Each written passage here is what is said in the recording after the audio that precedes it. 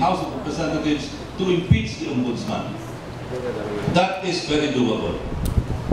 Madaling gawin yan. I can say that that is very doable because maraming ng negative, and we were all witnesses to what happened in the plea bargaining agreement. Although that is not germane to the impeachment complaint, because the impeachment complaint covered cases that happened in the past, not the recent ones. But still, you know how it is when people make a decision, because the vote of a congressman, by definition and by tradition here and in the United States, is not a legal vote. It is not a judicial vote, but a political vote. Politika yan. Kaya makikita natin, pag malakas ang suporta ng isang impeachable officer, politically, mahirap ma-mobilize yung vote against the impeachable officer. But of course, it will be another thing pagdating sa Senado, because the trial is going to be conducted in the Senate. Ang trial doon will be different. You witnessed already the trial of Erap Estrada in 2000 and in 2001. Ang kailangan doon, 2/3 naman, baliktad naman. 1/3 lang kailangan pa-impeach. When you say impeach, ma-approve ng pag sinabi kasi impeach, technically hindi pa tanggal, no? Sinabi lang, na-filean ng impeachment complaint approved by the House of Representatives. 1/3 lang ang kailangan. Pero pagdating sa Senado, to convict, sa Senate kasi ang trial. Kami mga piskal, no? Sa Senate, kailangan 2/3. And it's going to be a little tough. Kasi ang kailangan niya, kumuha lang siya ng 8 plus 1 na tutulong sa kanya, exonerated na siya sa trial.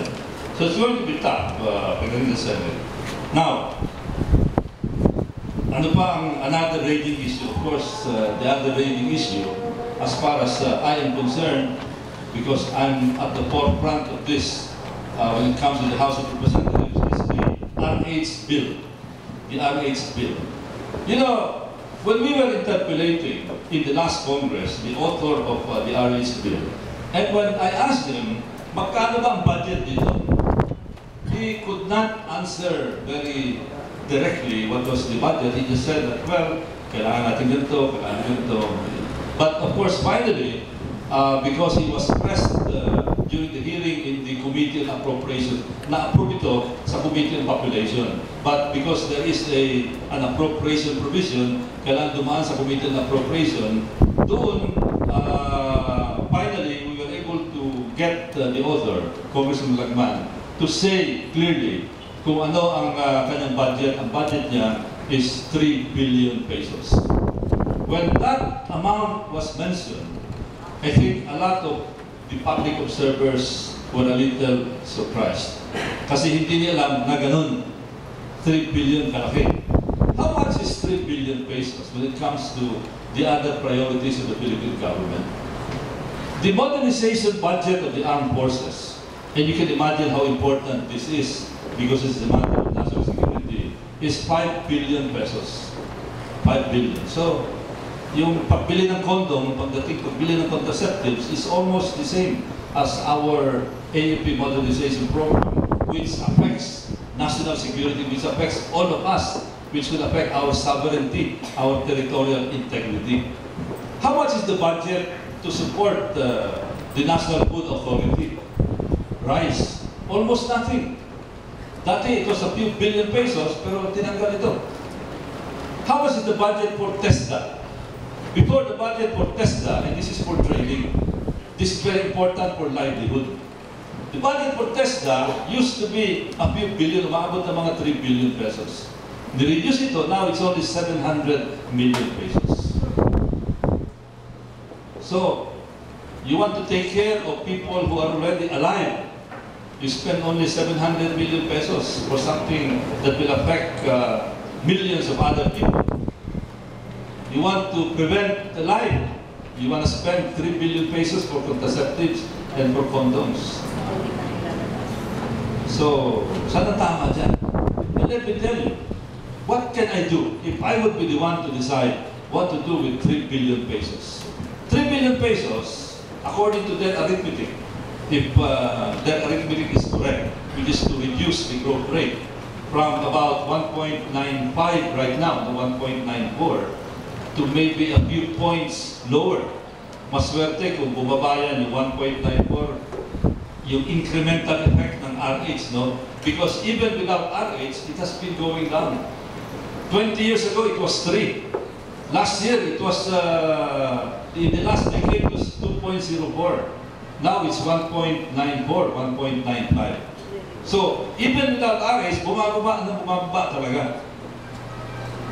So, they're talking of preventing, with 3 billion pesos, preventing the birth of about 200,000 babies.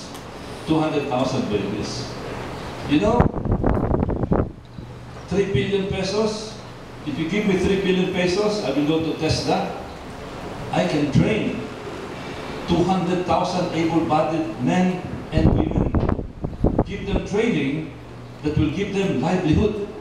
And even if that livelihood would result in only, sabihin natin mga 15,000 pesos income, from zero income or almost negligible income to 15,000 peso income per month, that would translate to about 2.25 billion pesos a month income, additional income. And in 1 year, that will translate to about 27 billion pesos in 1 year. If I can get hold of the 3 billion pesos that I can use to train 200,000 able-bodied, or maybe 150,000 to 200,000 able-bodied men and women. So, saan natin ilalagay yan? Let's think about that. Saan dapat ilagay yan? Kasi ang sinasabi nila, kailangan ng RH for the economy, to improve the economy. So, you want to spend 3 billion for contraceptives and condoms. But the alternative that I'm presenting is spend 3 billion pesos for training of our manpower so that they can be employed locally and also internationally and generate at least, kasi very conservative yung ginamit kong figure, 15,000 pesos additional income lang yan. It can be higher with good training, lalo na pag welder ang na-train dyan, 30,000 pesos ang welder can have about $1,000 income. $1,000. So, 27 billion. Imagine what that 27 billion pesos can do. Additional income for the economy. Yung grocery na mabibili niya, papaayos ng bahay, papaaral ng mga anak, papa-improve ng standard of living. Instead of spending 3 billion pesos to prevent the existence of 200,000 babies in the Philippines. Sa akin, klaro yung issue eh. But of course, I cannot understand why some people are buying the concept of RH. In fact, ito pa ang isa importante. Parating nila sinasabi, merong survey na kinundak all over the Philippines at lumalabas na almost 70% of the Filipinos are in favor of RH. But then if you examine the survey, and this is something very important, you will find out that on the question, have you read the RH bill? Almost 90% answered no. So, pag no ang answer ng isang tao, I think it's only logical that the person cannot have an educated opinion on the bill in question. Tama ko ba yun? Paano siya makakapagsabi ng opinion niya na tama sa isang bagay na hindi niya nabasa? Nagustuhan mo ba yung James Bond movie? Ang sagot, no. Sabi niya, yes. Napanood mo ba? Hindi. Sabi lang kasi nung kapitbahay, maganda. So hindi pwede yung opinion. So that survey should have stopped with the 90%. They should have recorded that 90% of the respondents said they have not read the RH bill. And you know, that finding was also validated by my own personal experience. I was in the North Lounge of the House of Representatives and I was talking with some media people. There were 3 of them. I was talking with them and their media sa Kamara ng Representantes, siyempre hot na hot ang issue ng RH.